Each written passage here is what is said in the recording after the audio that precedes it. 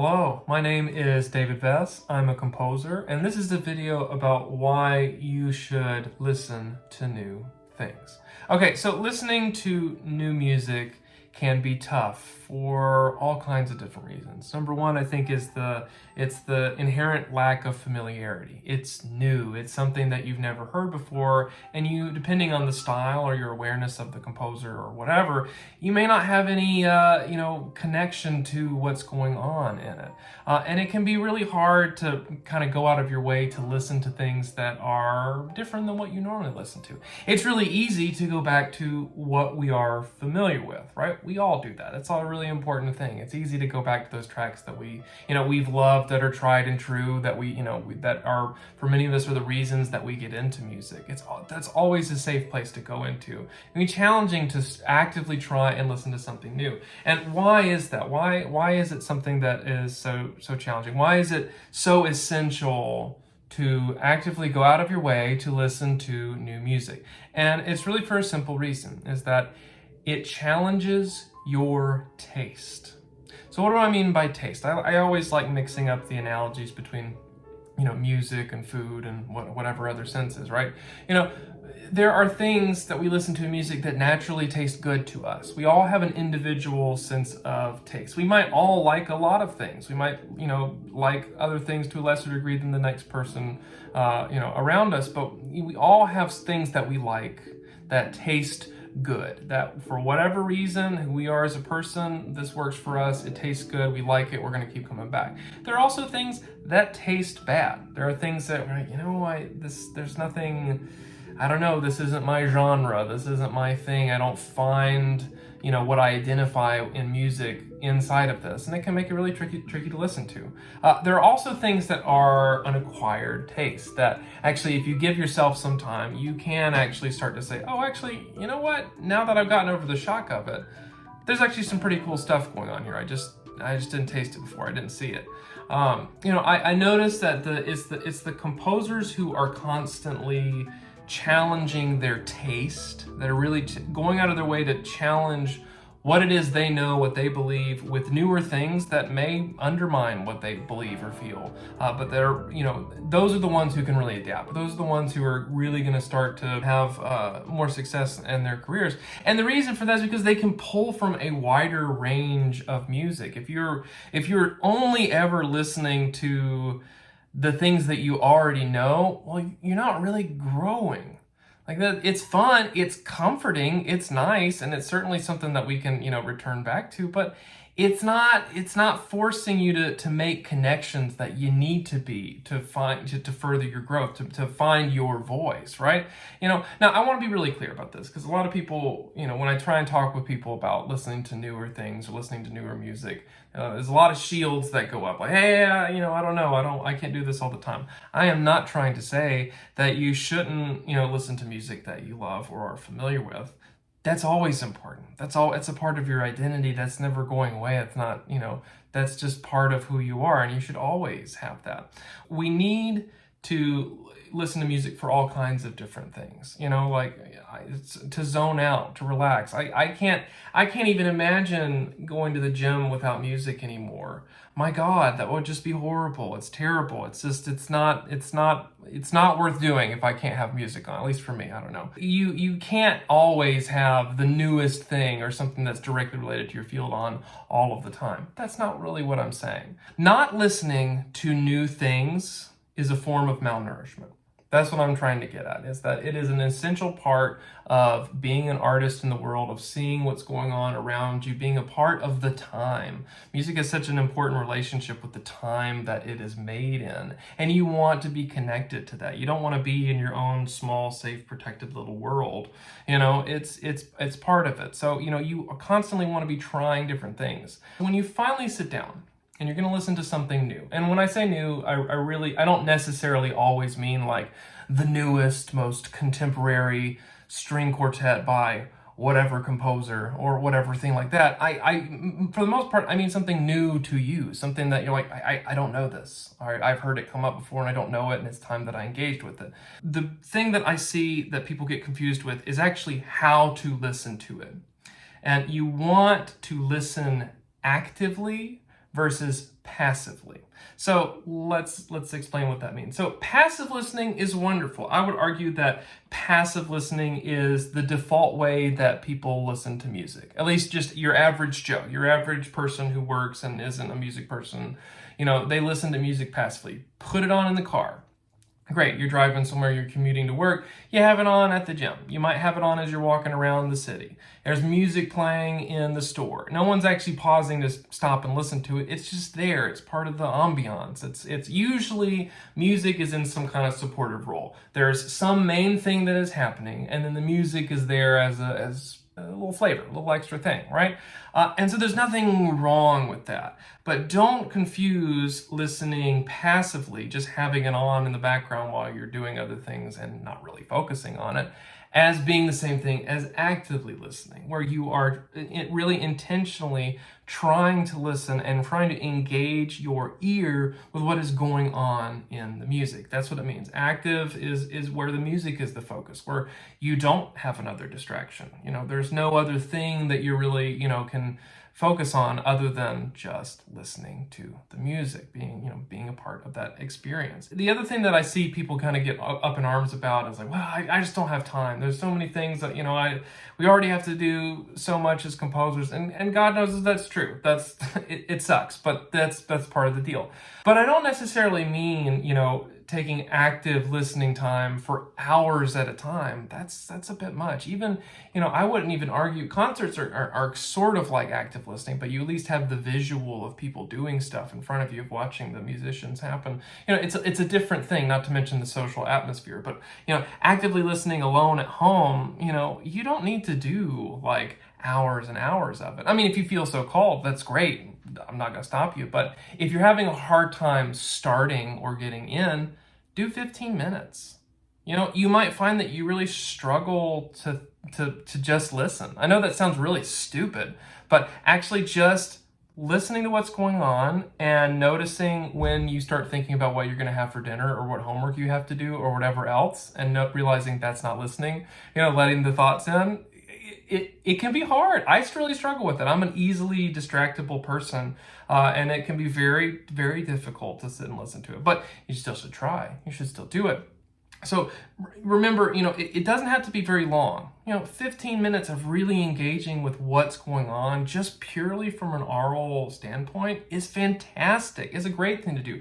Don't ever devalue what 15 minutes of focus can do on anything. I will take 15 minutes of focused listening over an hour of passive any day. Don't be intimidated by length. Don't be intimidated by, I need to put in all this time. No, you don't. You just need to listen just a little bit and start building that habit of, I listen for 15 minutes to something new every day. And you will see some results. You'll start to think about things differently. You'll hear different things in your music. Remember, the most important thing that I'm trying to get at is that engagement is the key. That's really what it is. You get something out of it when you engage with it, when you're actively thinking about it, when you're actively, listening to it and really, really trying to get to the heart of what's going on. That's really what it's all about. When it's just on in the background, it's just on in the background. You might not even be noticing many of the things that are going on. So engagement is the key. Listen actively. Now here's another thing that I think is really, really important and can be really confusing, especially if you're a younger composer and you're just starting out.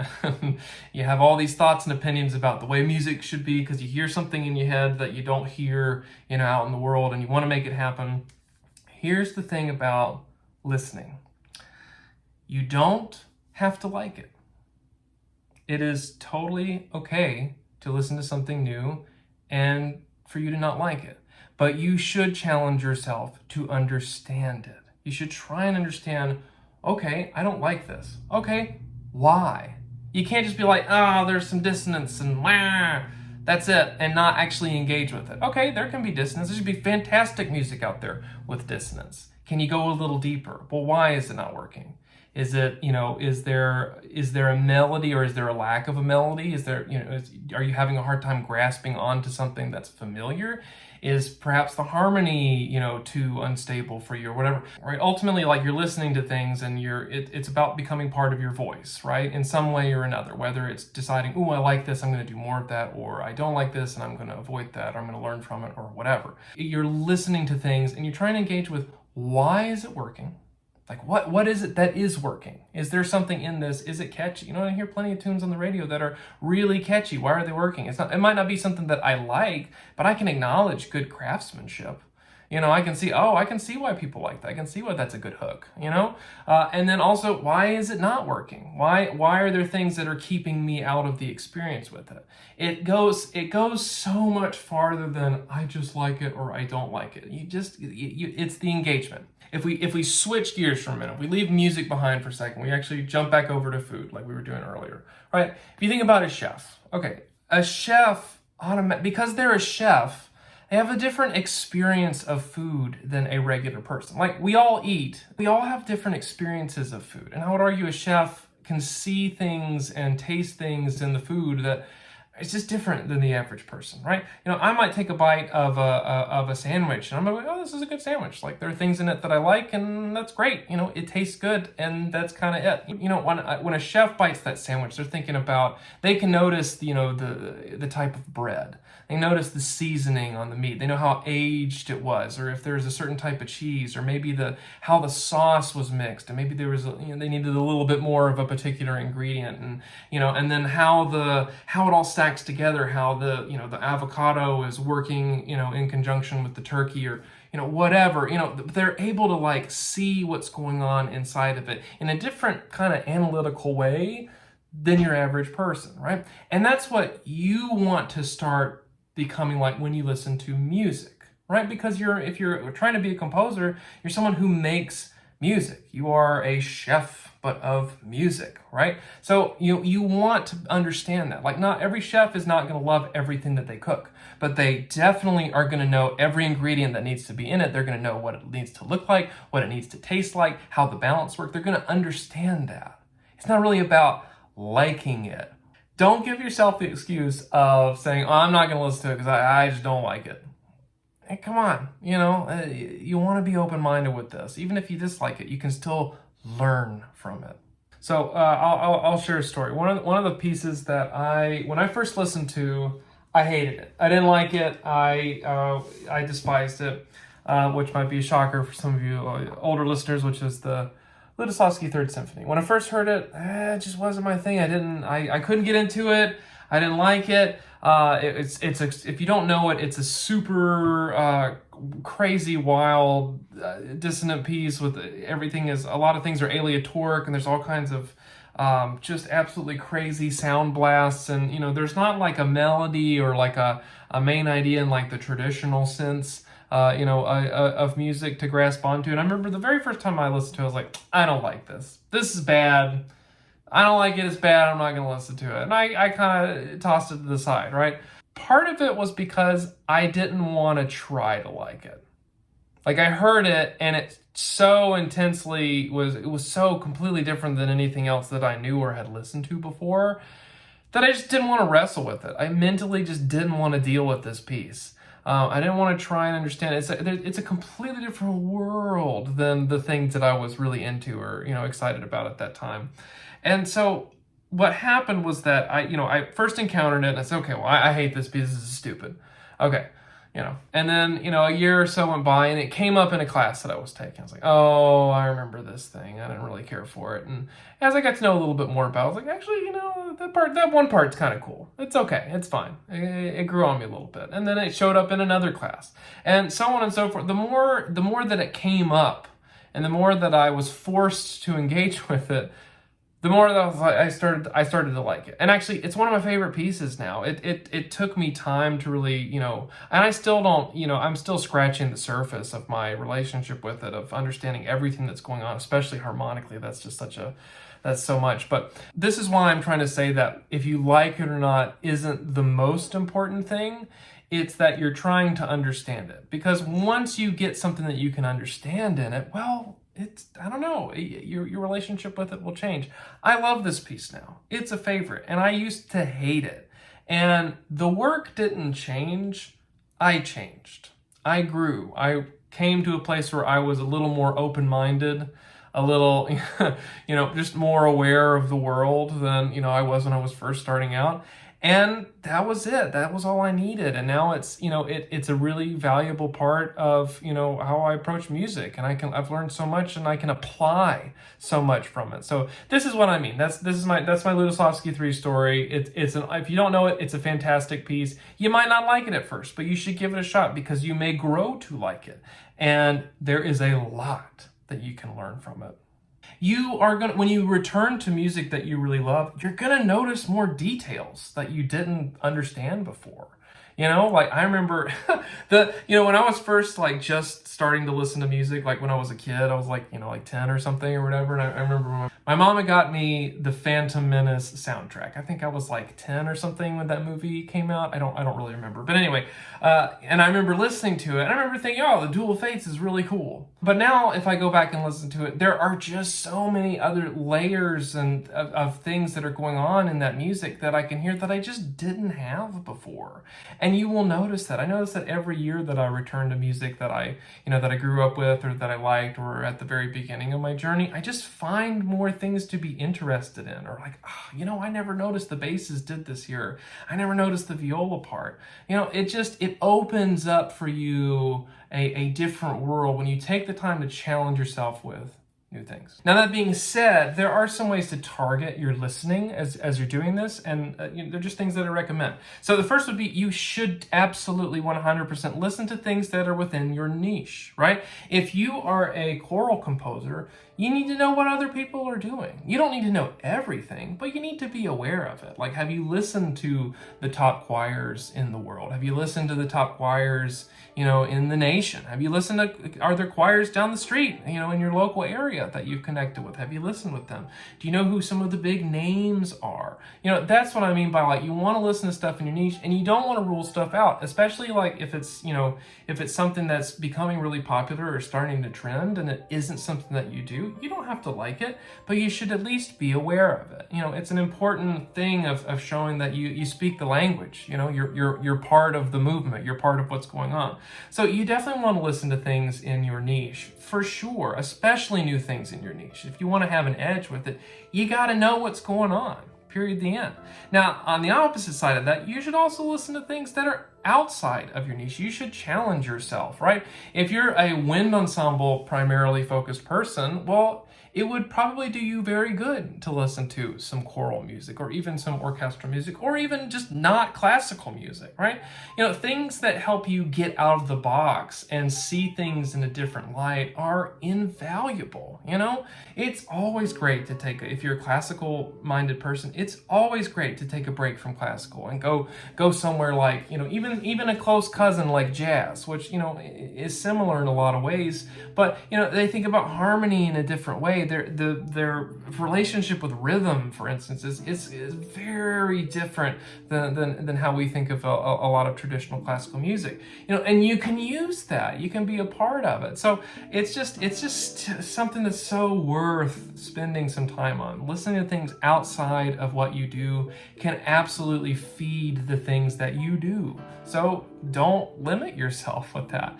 Another challenge that can be really good is looking at what your favorite artists have done, but actually going through their whole catalog. Like, I remember a lot of people, especially when they're young, they love their, Debussy. Debussy's like every younger composer's favorite guy. And he's a great composer. I'm not knocking on Debussy at all. He's a wonderful composer. I loved so many of his pieces when I first started to get into classical music and listening to it. If you're only listening to the same pieces by that composer over and over again, well, you're only getting a snapshot of their creativity, of their life, of what they're capable of. So it's really worth bouncing around and seeing what is their whole career like. you know? I mean, where did they end up? I mean, Debussy's music at the beginning of his career is very different than the music he writes at the end of his career, and it is absolutely worth that exploration. I mean, I'm just saying Debussy, you can insert any composer that you connect with. It's just worth seeing, you know, what is their life's work? You know, what was their style in the beginning? What was it in the middle? Did it change? Why did it change? How? It can really lead you to a lot of self-reflection and discovery, and you're able to make connections that you wouldn't make. It makes you appreciate what you already know, and it also expands what you know. So you always want to be curious. There is so much music out there. It's not possible to listen to it all. Challenge your taste and listen to something that is new to you, and most importantly of all, don't wait, just get started. Just do it. Just do it. Don't not do it. Just dive in. Just pick something, pick an avenue, pick a direction. Just don't wait. Get started. So, thank you so much for listening. I really appreciate it. What are some of the things that you struggle with when it comes to listening to or connecting with? I'm really curious what you guys have to say. Are you like me? It's kind of hard to listen sometimes when you're just focused on it. Are you easily distracted? What are things that you do to combat that? I'd be really curious to see what you have to say. So leave me a comment. I'd love to hear that. I read every single one. Happy listening, and we'll see you next time. Cheers.